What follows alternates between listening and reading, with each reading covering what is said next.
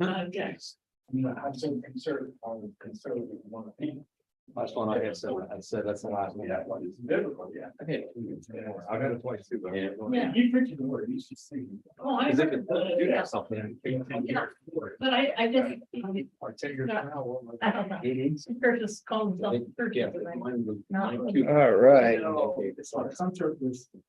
I think we're good here, Mr. Bill. If you- Not had, squeaking.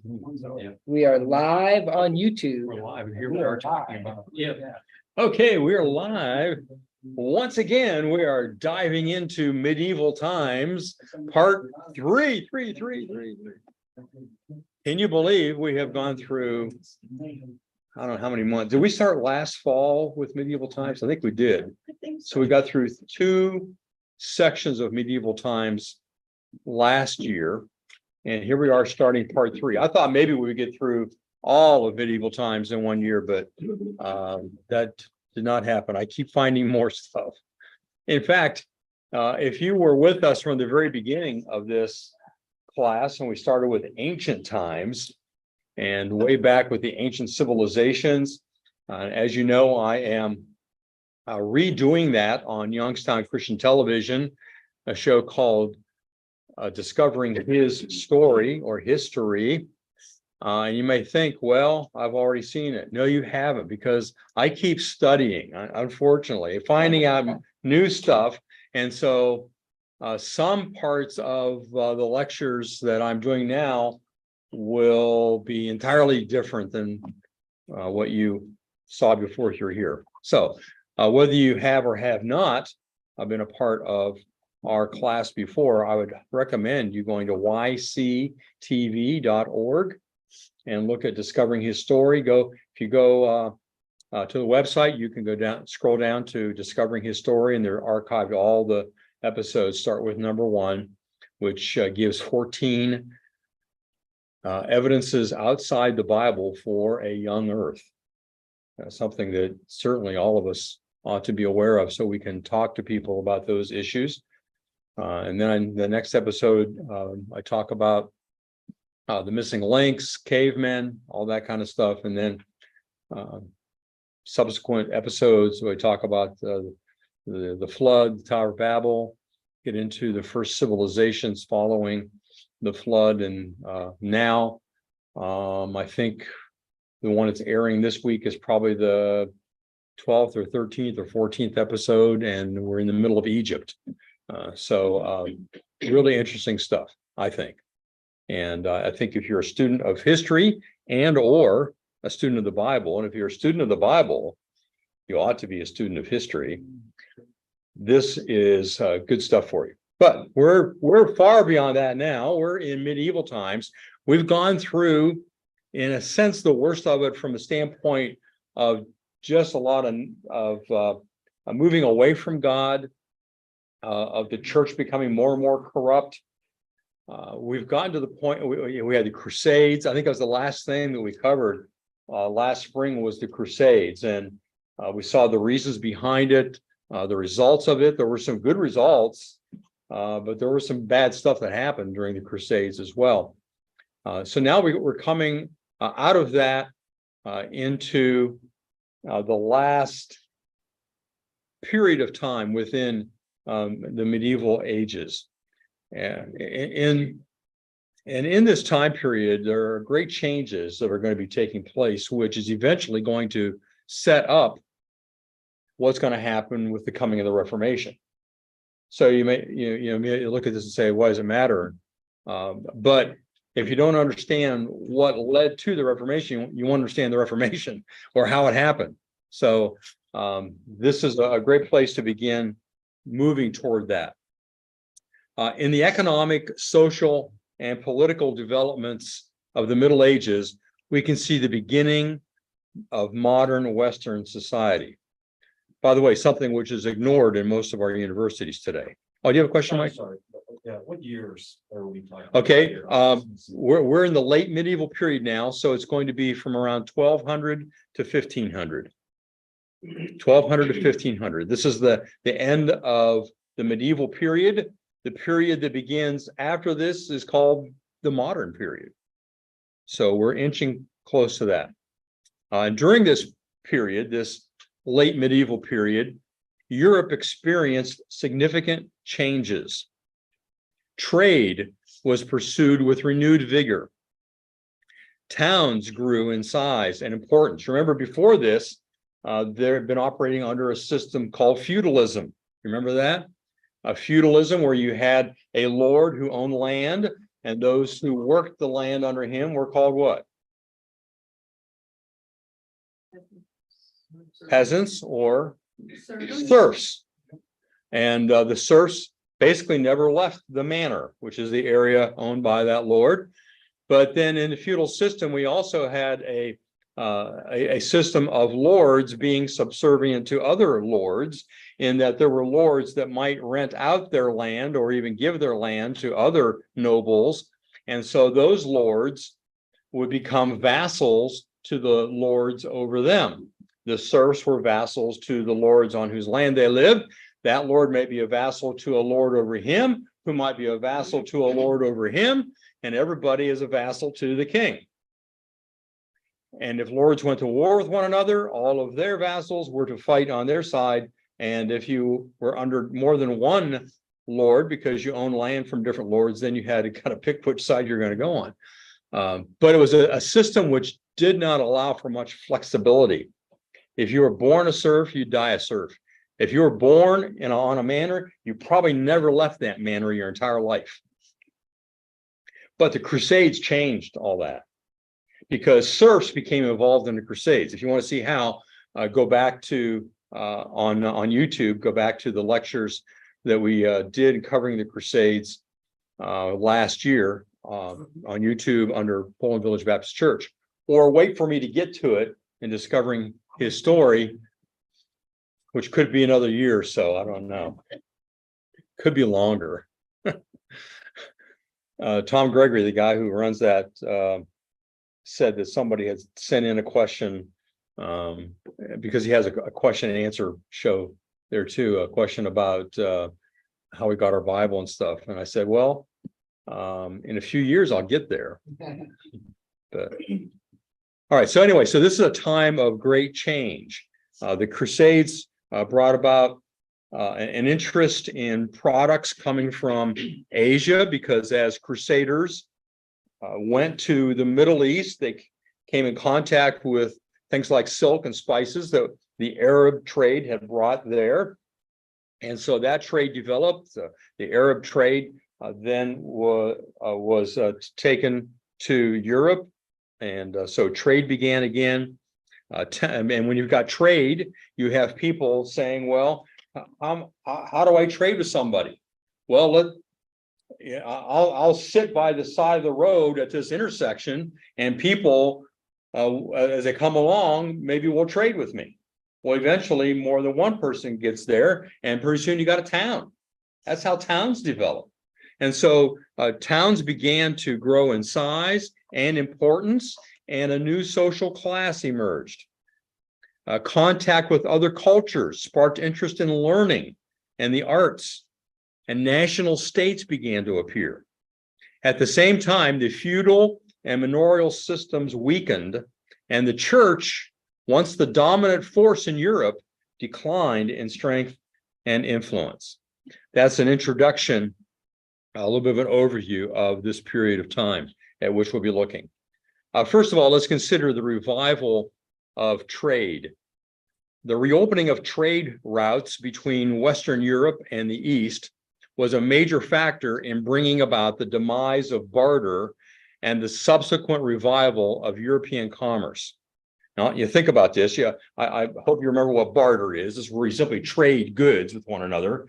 And you think about in a feudal economy where your whole life is on the manor, and the manorial life really consisted of nothing outside of the manor, because everything that needed to be manufactured was manufactured there on the manor grounds. So you had a blacksmith, you had woodworkers, anything you needed was done right there. But now that people become interested in other cultures and things from other lands, and people began to trade in these things, you have a revival of the use of money because it's hard to barter a thing like a cow. You know, what if what I'm trying to buy from this person is worth half a cow? Well, how do I do that? You know, and besides, I can't carry around a cow in my pocket. So so money starts to be coming into play here. And as towns develop and as commerce increases. So the feudal system gradually gave way to capitalism, cities, and a new middle class. The trade routes you can see here on the map. There is the southern route, and these are ways in which goods reached Europe. The southern route you can see was by the ocean, going from China along the coast and then up into the Suez region and across where we now have the Suez Canal, but of course would have been on land from that point on. You can see all those dots along the way are ports where anywhere along there things could have been unloaded. You know, by the way, let me just throw in something we're going to be getting to probably sometime this year, and that is looking at the age of exploration with guys like Columbus and Magellan. And a lot of times we think that people were so ignorant that they thought they'd go over the edge of the world and all that stuff. You know, it's simply not true. You can tell these are goods that are traveling a long way, and the people knew.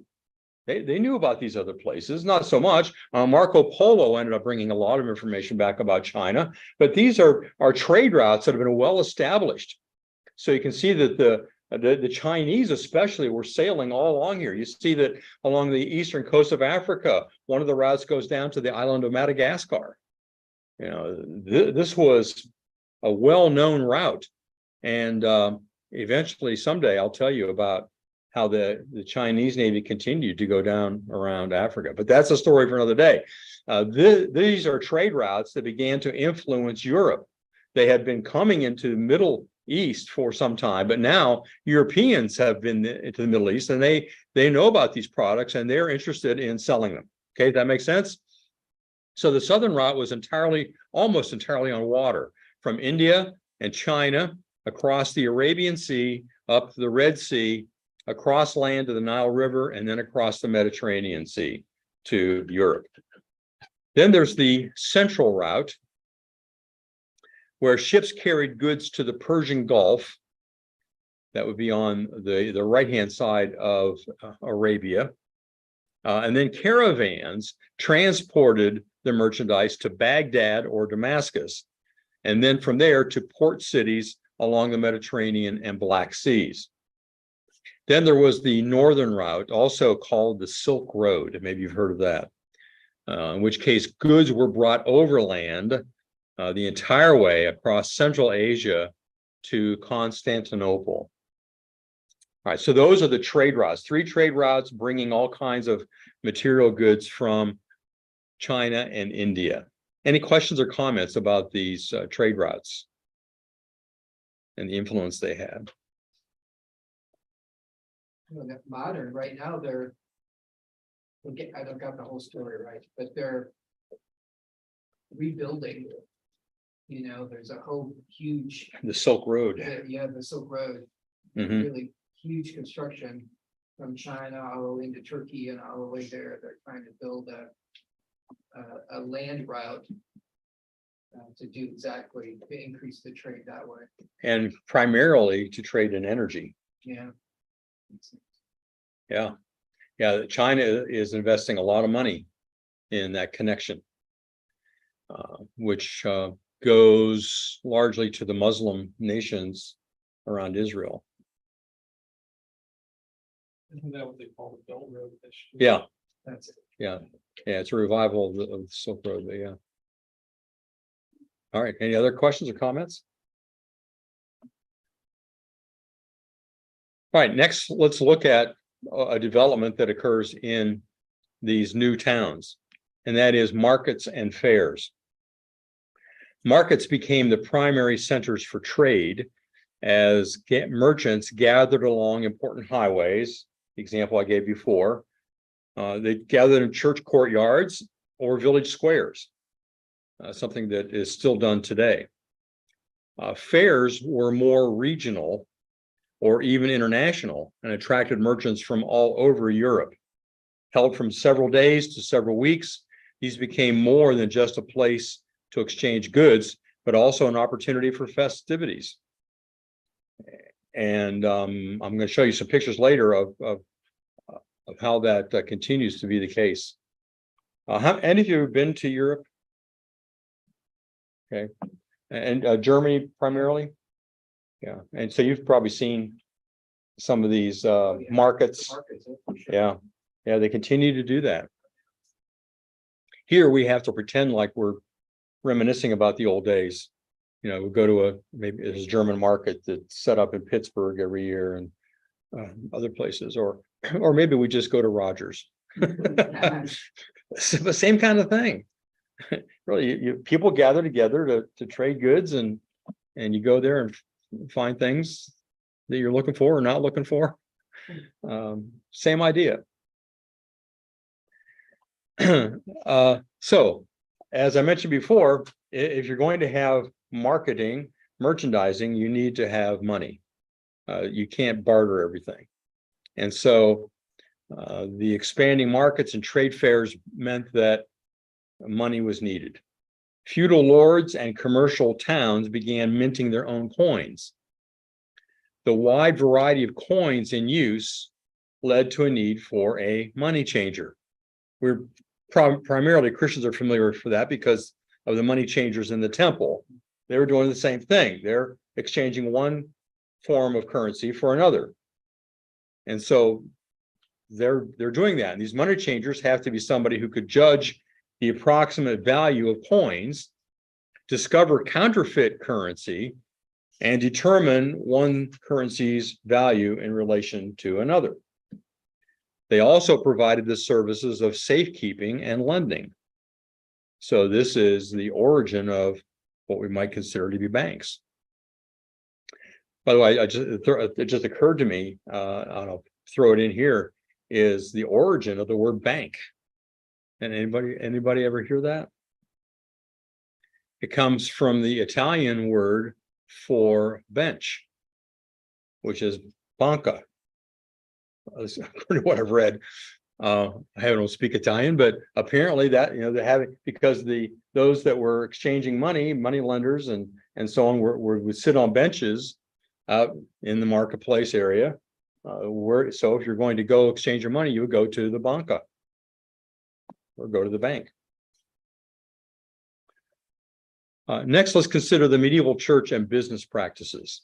And this gets interesting and affects later history in a tremendous way. I have Thomas Aquinas here because of the last statement on here. Every person was judged to have a particular place in society and was expected to work for what was in the interest of society rather than just for himself. That's what the church taught. You're not to be working for yourself, you're to be working for the good of others. And so the church advocated what was called a just price for goods sold, deeming it wrong to sell an item for more than it was worth or to buy it for less than its actual value. Merchants regularly paid fines for their misdeeds and then proceeded as before. The reconciliation that businessmen understood that for so long eluded the church can be seen in the motto written on the ledger of a merchant in Prato, which read, "In the name of God and of profit." He understood how the motive of greed can actually be a good thing. Greed is put down today, and from a Christian perspective, we say the greed itself is wrong. But if you take greed from the standpoint of doing what is best for you, which may be just there's a better word for it, but wanting what's best for you is going to cause you to try to get the best deal on things, and it's going to get you to, if you're selling something, try to get the best, most amount of money for what you're selling so that you can make a profit, and that is to everyone's benefit. Because the more profit somebody makes on something, the more of that something they're going to produce, which then benefits those that want that. You follow what I'm saying? So oftentimes we talk about people, these companies that are greedy, whatever. But if we don't want that product, then we don't buy it. And if you don't buy it, what happens to the price? Comes down. But that also tells the manufacturer we don't need to make any more of that. So think of it this way: the next time you think you pay too much for something, you're encouraging the manufacturer to keep making that. One of the things, now I haven't kept up with all the details of what's happened with the light bulb industry, but my understanding, just from talking to my local Ace Hardware people, is that I remember a few years ago when the government wanted to mandate that we all buy. It wasn't LED; it was before that. CFL. Yeah. We weren't allowed. We're going to be allowed to buy incandescent light bulbs. We're going to have to buy the CFLs, and they're going to force us to do that. All right. Well, what happened? Nobody bought them. Nobody bought them. And in fact, at one point, the electric company was going to come around and force you to pay $30 for a bulb or something. But there was so much outcry against it that they didn't. But what happened in the meantime? Well, the free market developed LED. And LED, my understanding, is so much better than incandescent. It costs less, it lights brighter, lasts so much longer that because of the free market, people started buying LED to the extent that now you can't find very many incandescent light bulbs. Well, they'd stop producing them or putting them on the market. Okay. Yeah, okay. That would be why I went to Ace Hardware to get some incandescent light bulbs to fit in a chandelier in our dining room, and they didn't have any of that size. So the free market takes care of all this stuff if you just let it run. But the church tried to step in and say, no, you can't charge more than a just price for something that you produce. Now that sounds good, doesn't it? But it's not. Because why would I go out of my way to produce something that I'm only going to get what the church tells me is a just price, if in fact people want it and are willing to pay more, which then encouraged me to make more. The church also prohibited what's called usury. Anybody know what that is? Loans. Loans? Loans, yeah, with interest. The church prohibited charging interest for money lent. Now, they base this on the Old Testament. If you study much about the Roman Catholic Church, you find that a lot of it is based on the Old Testament. Merchants, therefore, could not borrow money to expand their business, all those things for which you might need to get a loan, because the church says you're not allowed to loan for interest. And how many people are going to go out there and loan their money if you're not going to get any interest for it, if there's no profit? See, the church was acting as they were making lots of profit, but they didn't want anybody else to. Society needed money lending, while Christian doctrine forbade it. This practice then led to the only people available who were not under the jurisdiction of the church to take care of the money lending. Who was that? No? The Jews. You wonder how the Jewish people got into banking? This is why. So a lot can be explained about what was going on, what's going on today by what had happened back then. So, in addition to that, Jewish people were barred from participating in activities governed by the guilds. We'll talk about them a little bit later. Be like the unions today, only they were different trade organizations. And so they had few options open to them anyway. So this one became available And so they jumped at it and said, well, here's a way we can live because no one else is allowed to do it. So we'll be the money lenders. And we'll charge interest. The growth of business altered this idea over time. Since merchants needed loans, not because they were poor, but to invest in their business. But at the very beginning, Jewish men are involved in money lending, money changing, money lending, usury, and usury because the church forbade Christians to do it. Eventually, Christians would ignore that and it'll expand, but that's how Jewish men became involved in banking. All right, any questions to this point or comments? Were those trade routes, were they taxed? The land routes? were they Oh, that's a taxed? good question. I can't tell you for certain. I would imagine that at different times in different places, probably. I mean, it would be a poor government indeed that didn't try to extract some money from those that were trading in his port or across his land. Yeah, good question. I've not read anything about that, but I imagine that would be the case. So of course, every tax along the way ups the price a little bit, but people in Europe are willing to pay for it because they never had spices like that before, and silk and all the other things that they could get from China and India.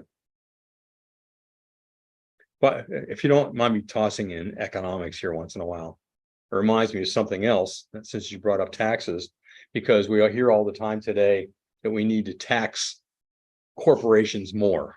Have you heard that? We need to tax those corporations. They make too much money.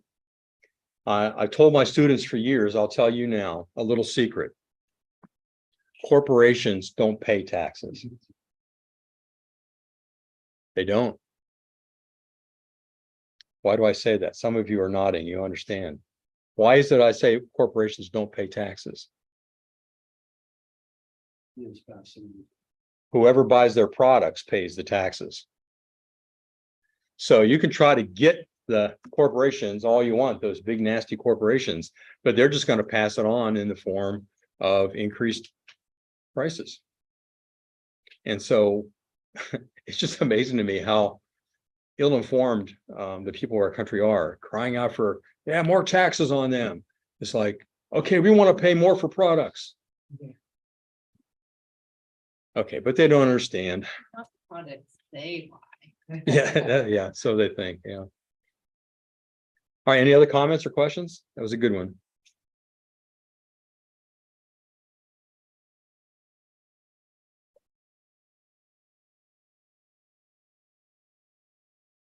All right, so you understand then how we have the growth of towns. And this is huge. This is a huge change in medieval society. I mean, just try to imagine going from feudalism, where everybody lives on a different manner, to towns. And no one's few people are living on the manor anymore. The serfs that were involved in the Crusades, there's no reason for them to go back to the manor. They'd seen life. And more of them are leaving the manor to be involved. You know, if I'm making chairs or things out of wood on a manor, and I discover that I can go over to the nearest town and do the same job and actually get paid much more than I can get from the lord of the manor, why wouldn't I do that? You know, you can see how revolutionary all this is. It's turning society upside down in a lot of ways. And we're going to find more and more ways as we go along. Better farming methods. Now, do you remember from our discussions before, what group of people were largely responsible for coming up with better farming methods, things like rotating crops and things like that, and even developing new breeds of things? The monks. Yeah, so even though we might be looked down on monasteries and things like that, but they provided an essential role in what eventually would become a modernization of Europe, because these better farming methods led to increased agricultural production, which then led to occupational specialization. Now, that's one sentence to explain what I'm going to explain to you now, in case you didn't get it. as you develop better agricultural methods, you could produce more food than your family needs. Right, so far? Now, as you produce more food than your family needs, then you are able to sell that food to those who maybe aren't producing food or don't need to produce food anymore because I've got, this guy's got a good business making chairs and he's good at that. He's not so good at farming. So if he can make chairs for a living and get paid for that, he can pay for his food because the farmer over here has extra food because of the better farming methods. Does that make sense? So that leads to specialization in all kinds of areas. And whatever kind of skill or ability that someone might have, they can actually use it and not have to worry about spending most of their time every week out there farming their land for crops. So things become more and more specialized. This is a picture of a medieval town. You can see they have walls because there were still wars from time to time. And you can see there's a double wall there. And I don't know if I remember what town this is. It might have been Rothenburg in Germany because it's close to other pictures I have of Rothenburg. I'm not positive about that, but it could be any one of hundreds of different towns in Europe at the time. And that's the neat thing about going to Europe today is you can find areas that look just like they did back in the Middle Ages, hundreds and hundreds of years ago. That's why when European, if a European has ever visited you or talked to a European in this country, and we talk about some of our century homes. Century home? Is that all? I think I've got a picture later of a house that my brother lived in. I'll tell you about it when we get to it. So the increased food supply, in addition to allowing specialization, also led to increased population, which caused the towns to grow. I thought I'd show you some pictures of towns because they don't look a whole lot different than they did then. Here's the wall around the town. You see the buildings there with the red roofs, red tile roofs. I was astounded at that when we flew into Germany as we're flying, looking down. And as far as I could see, almost everything was red tile roof. I thought that was just like in Latin America, but here in Germany, it's all red. It was back then and largely today, because a lot of the buildings are still the same. Here's a chapel outside the building or the town. This is a wall around the city of Rothenburg, Germany. That is the original wall built in the 1100s. Wow. Still there, and you can walk on it. Amazing. Here's another shot of the same wall. You can up there at the top where you can see windows. It's enclosed to where you're walking. walk on top of the wall. Made it through World War I and World War II without being damaged. Yeah. That's the key in the past century was does it not get hit by bombs and stuff? There's the stairway up the wall. And here I'm just going to show you some shots of streets. Streets that have been this way for hundreds of years. And see what you notice. You notice here there's a tower there at the end with a clock on it. Weather vane. Streets are relatively narrow. This is part of the marketplace. You can see Marketplatz. Don't see the lower level. I wanted to get a shot of the cathedral spires there behind, but here's the open area of the marketplace. And every town that's not a modern town has this. And at market time, this is filled with booths of people selling fruits, vegetables, whatever, just like you might find in a farmer's market here. We'll just take in the wonderful architecture. If you notice anything peculiar, speak up.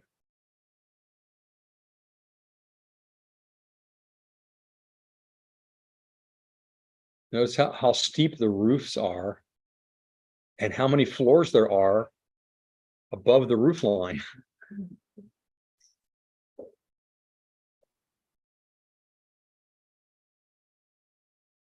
So I remember this building is on a corner. I didn't get enough of the corner to show you, but there's a road going both ways around this building coming to a point. So the building itself kind of conforms to the space that's there.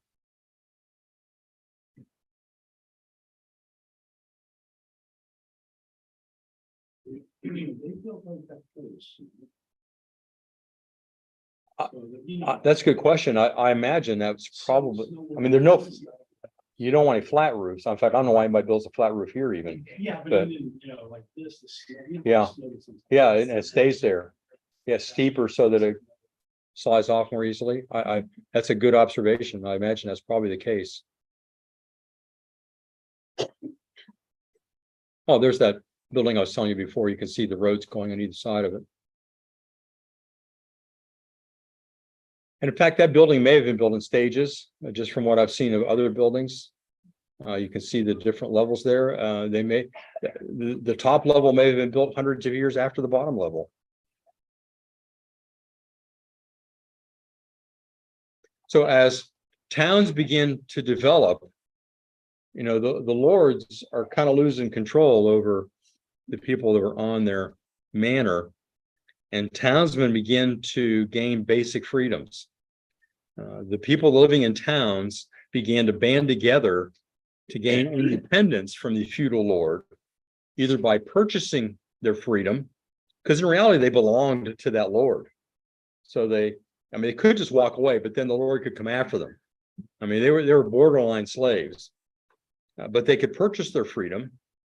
The lord could give it to them when he recognized the advantages of having a thriving town nearby, or they could fight for it. An example of this can be seen in the Pastoreau effort, named for the shepherds who initiated it. This movement grew out of the famines that adversely affected the rural poor and out of the continual oppression by landlords. Gathering adherents and arms as they went, they stormed castles and abbeys, burned town halls and tax records, opened prisons, and when they reached the south, threw themselves in concentrated assault upon the Jews. When you've got an army and you've got nobody to fight, you find some Jews to attack.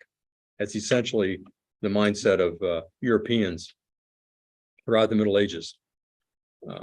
But there's another reason for them attacking the Jews, and that is the Jews were the primary lenders to those who needed money in poor times. The ones ravaged by those times came to despise the ones who were seen as taking advantage of their misfortunes. And so the Pastoreau slaughtered almost every Jew from Bordeaux to Albi.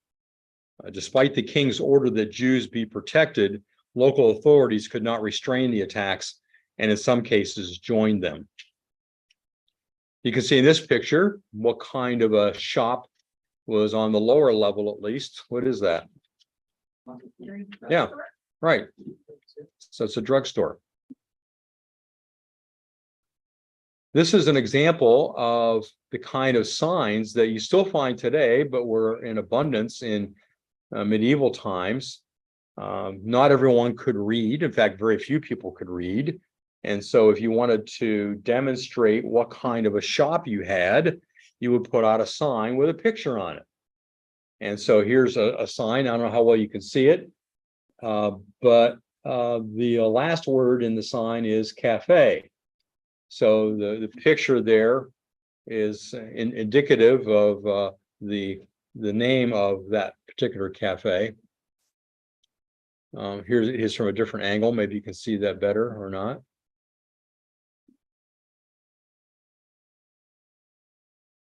And I don't know if you can tell from the animal that's there, but you can maybe see the letters.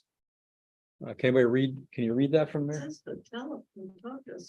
Yes, so it's a hotel, and the name of the hotel is, can you see it on the bottom? Golden Lamb. So there's a picture of it. So somebody says, I want to go stay at the Golden Lamb. Well, you just go until you see that. Even if you can't read, you still know where it is. And that's next to the apothecary shop, as you can see. This is, I don't remember what that is. It looks like a government building, I think. But again, look at all the levels above the roof line. I've not been inside that to see what that's like. It's hard to think that there would be enough room for other floors, but I guess there are. Now, the town also wanted to have privileges and to have freedom. So not only individual serfs gained their freedoms, but the towns themselves. And they did that through having their privileges written down in a charter. Most townsmen had these basic freedoms. Free status. They were considered freemen, in other words. They were no longer connected to any authority except the authority of the king or any noble that was ruling over their area, but otherwise they had freedom to come and go, which they did not have on the manor. They had exemption from manorial obligations, so that they did not have to provide the lord of the manor a certain amount of food every year or a certain amount of products, whatever. There was town justice, so they would handle their own legal affairs. And there were commercial privileges. You could trade there without restrictions. So these privileges were written down. And that's an important thing to remember too. They wrote it down in what's called a charter. So that was considered a legal document that outlined just what privileges the people of that town enjoyed.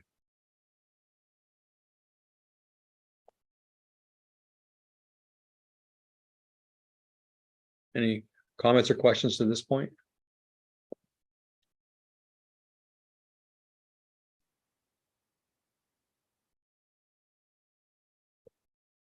I hope you're getting a sense that much of what we enjoy today comes all the way back to here. And moving forward, and we'll see that more and more as we go along. One of the things that I really enjoyed in this one bakery was what's called Schneeballenkönig. And I can't remember what the translation, something like snowball, like donut kind of things. Yeah. So they had all kinds of different coatings, flavors, and so on. Germany, and most of these pictures are probably all these pictures are from Germany. Has some great bakeries. Yeah, I don't think Germany's necessarily known for bakeries, but they really do have a lot of good stuff there, as well as sausage. You'd be surprised because it looks so sweet. It's often you just imagine these things when you're looking at them as being very sweet. And my experience there in Germany is that it's not very sweet. They just don't add a lot of sugar. Sugar wasn't something they had. Yeah. And so a lot of what we would think, look at it, oh, it's going to taste so, it's going to have so much sugar, it's going to be so sweet. And it just doesn't have much sugar in it at all. But they still taste good. Oh, they're wonderfully, they They have taste good, wonderful. they have good flavoring. Yeah, it's just different. And some of, as I remember, I think some had maybe honey, used honey in it too. I don't know, but I know we enjoyed a lot of different bakery items. We were surprised at that. Okay, here's a picture of the house that my brother lived in for a time in Mainz, Germany, when he was there with the army. And I don't recall the particulars, but I think I remember that the bottom part of that house was built in the 1300s, and the next section up was built in the 1700s. Now that's an old house. You guys were in Frankenmuth, Michigan, not too Uh-huh. long ago. Didn't some of the buildings Yeah. up there look like that? Yeah, they've done a good job of Frankenmuth of creating a German, specifically Bavarian feel to their town. Yeah. Some beautiful buildings in Frankenmuth. They're not as old as this, but they look at the same style. And this is just a gateway into the town. You can see it's small. Not sure you could drive a truck through that even. It's with the face up on the top there. Well, you got to have some decoration. That was to warn people away if they were enemies, I suppose. I don't know. Maybe you could look out through the holes of that and see who was coming.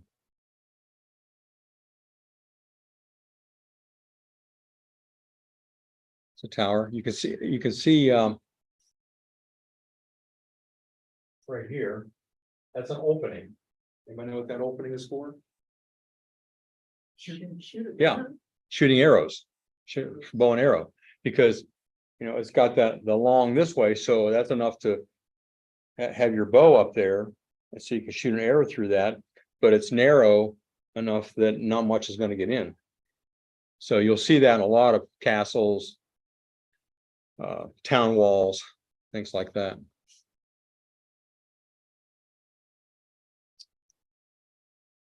Just a beautiful country all around.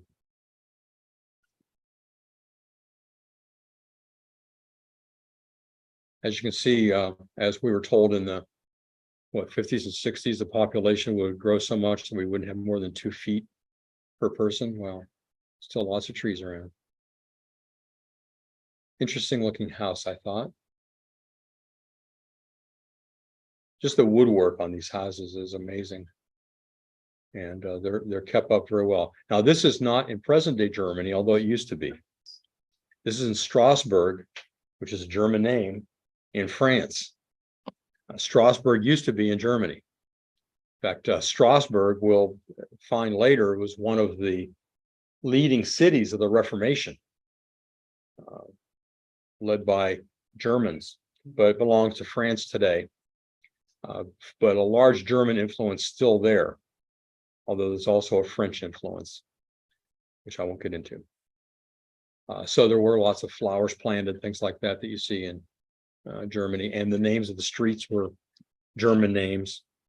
A number of really nice cathedrals there. In fact, we came across a cathedral.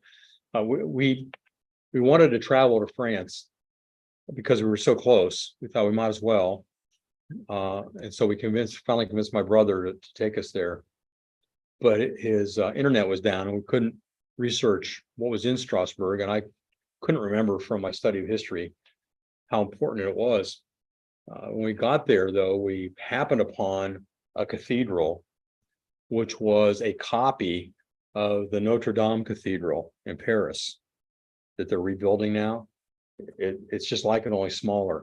Oh, the workmanship on and all of that, carving all the different figures and stuff on it is just amazing. I probably have a picture of that later sometime, but so I'll save a description until then. But that's in Strasbourg, as well as some cathedrals that were turned into Protestant churches during the Reformation. Found one, a Protestant church called St. Nicholas Church, named after Nicholas of Mysa that we talked about before.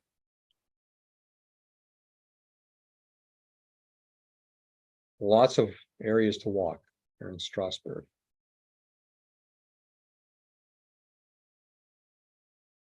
There again, you see the signs with pictures to tell you the names of the places, or banners in this case. And here's along the river. See how closely built the houses are to one another. And this picture doesn't show it, but on the bridges there have a lot of flowers.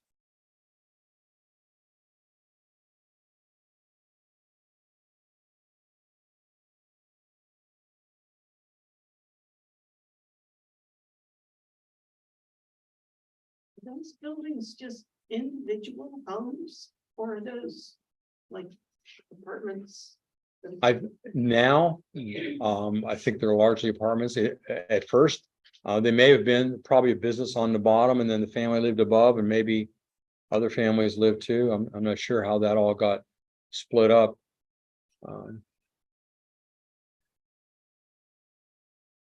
But you can see there's lots of dwelling space there. Although I don't think I'd want to live on the very top of that roof if that's living space. Oh, here's a better shot of that. And there's have to be rooms, so I don't know.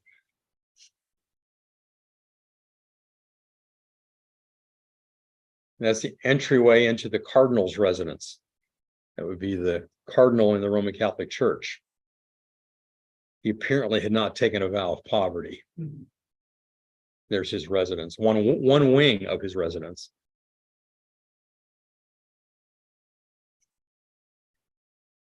Well, as trade continued to blossom, to enlarge, merchants and craftsmen banded together to protect their common commercial interests, forming guilds for each group. The primary function of these organizations was to regulate the business activity of a given town, bringing greater security, discouraging outside competition, and increasing profits. Three classes of members of a guild, beginning at the lowest level, were first the apprentice, the person he'd be learning a trade, and then the journeyman. So to become a master, you had to start out as an apprentice and become a journeyman, and then the journeyman must undergo an oral examination, present an example of his work, and since he's trying to be a master, that was called his masterpiece, and then take an oath of loyalty to the guild's regulations. So it was all set up how to continue the trade. And if the goldsmiths, for example, decided there were enough goldsmiths in town, anymore would bring too much competition, then you just don't take any more apprentices. You know, and it was all regulated by the guild. And if somebody came into town and started selling gold pieces and they weren't part of the guild would take action to make sure that they left town quickly and never came back. Yes. So that sounds synonymous with our present day union.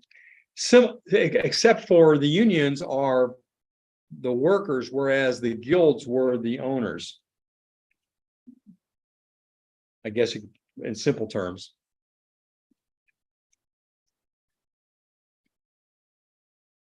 Anybody think of a better way of putting it? What was the third one? Word apprentice, journeyman, what? Masters. So again, where we get our idea of masterpiece. And today we have master degrees in university, goes back to this. Sometimes towns entered into associations with each other in order to promote and protect their mutual interests. The largest and most successful of these was called the Hanseatic League. It contained over 70 German cities. If a young man desired to become an apprentice in the Hanse, he had to pass 3 tests. First, he had to be hauled up a smoke-filled chimney by rope while the fire blazed below. This is the initiation. Okay, that's step 1.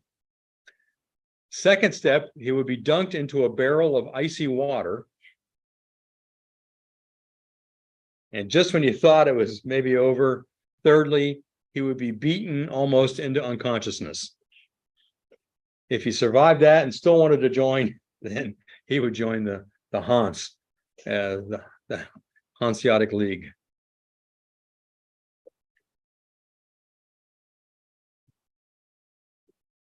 And there were other towns that joined together too, but this was the most successful and largest at the time. You can see the trade routes that come into the German cities that are in the brown lines going over to England and up into Scandinavia, over into Russia.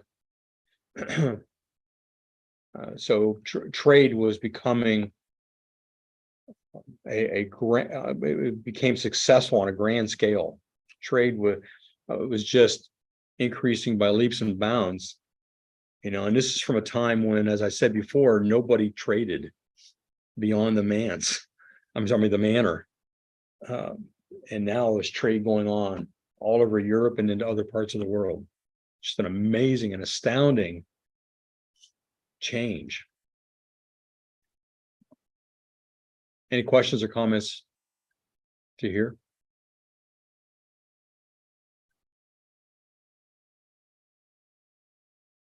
All right, we have a new social class emerging, and that's the middle class. The causes are first a revival of trade. So when trade begins to develop, you have people that are making money from that, and they're not wealthy landowners, but they're no longer poor. They have money at their disposal. Changes in the ways of doing business. So we've talked about already, using money, things like that. The growth of guilds and specialized crafts led to a middle class. The expansion of towns and the decline of serfdom. So you can see all the things we've been talking about for the past hour have led to this development of the middle class. There's one other thing that helped in the development of the middle class, which we'll deal with, it looks like next week. Here are some more things that are on this slide. The second point, however, is what we're going to deal with later, and that is the Black Death or the plague. It devastated England as well as the rest of Europe as well. As a result, peasants became much more expensive and choosy about where they worked because there was a demand for labor, because there were very few laborers left. And so those, supply and demand.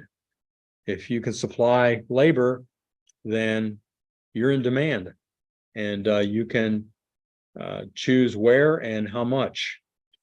And so the Black Death also helped to bring about this new middle class of tradesmen, craftsmen, and merchants, a class of people who challenged and questioned authority. This middle class that emerged consisted of primarily merchants, bankers, craftsmen, and skilled laborers.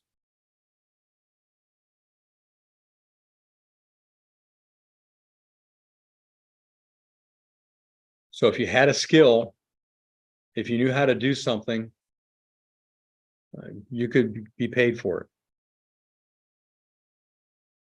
And even if you just could work, you could get more after the Black Death.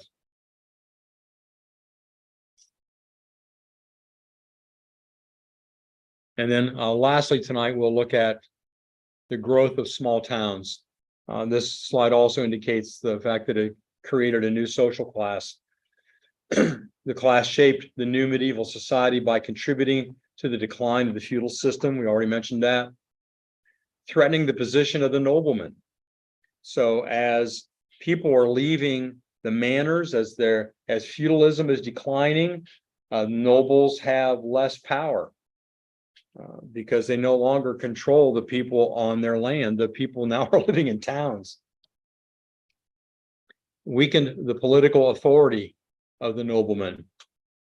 And then lastly, this leads to the fact that they desired the stable and uniform government of a national king rather than a feudal lord. Okay, think about that. Tell me why does this say that a national king would be more stable and uniform than a feudal lord? What's meant by that?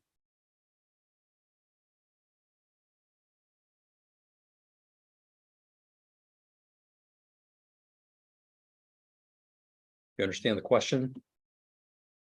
Or wouldn't the lords, each lord would, their laws would be different on, on their lands, whereas the national king would be more uniform. Right. So to speak. Yeah, that's exactly right. Can you imagine if in the United States, the laws from one state to another varied a lot, you know. Going over to Pennsylvania, suddenly what was legal in Ohio is not legal there. Now, there's some things in which that is true today. But a feudal lord, you know, he can just make it up as he goes.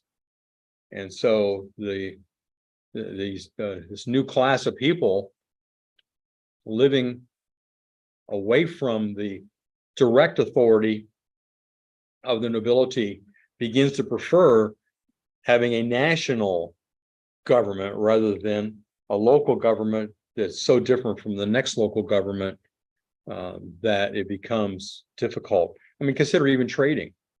You know, if you are taking products from one area to another area, you know, what's going to happen to you there if suddenly that lord decides to arrest all traders in wool or something, or to tax it at a high rate or whatever. I mean, all kinds of things can happen when there is what would be considered an unstable government system, which is what would have been in effect there. So they wanted a stable and uniform government, and that's going to contribute to movements in the future that are directed toward that end, that goal. Well, I'll show you one more thing, and that is something about town life. See, towns were relatively small. They were enclosed, as you saw, the walls, and overcrowded, as you could tell by the buildings. Children's games, I thought you might be interested to know what children did. Their games included some games that you've played as children. Follow the leader. I think that's probably a game that's worldwide. Marbles. How many of you played marbles as a kid? How many of you lost your marbles? They played hockey. They played stilts. Have you ever tried to walk on stilts? Anybody successful? Truth or consequences. They played charades. Strike the ball. I'm not sure what that was. Might have been similar to baseball. Who knows? Spinning tops. And they played soap bubbles. So normal kid stuff that you could do without a lot of money, without a lot of equipment. Parents didn't have to organize it, buy uniforms. Kids just went out and played like they did a few decades ago. All right. Any questions or comments about anything we've talked about tonight?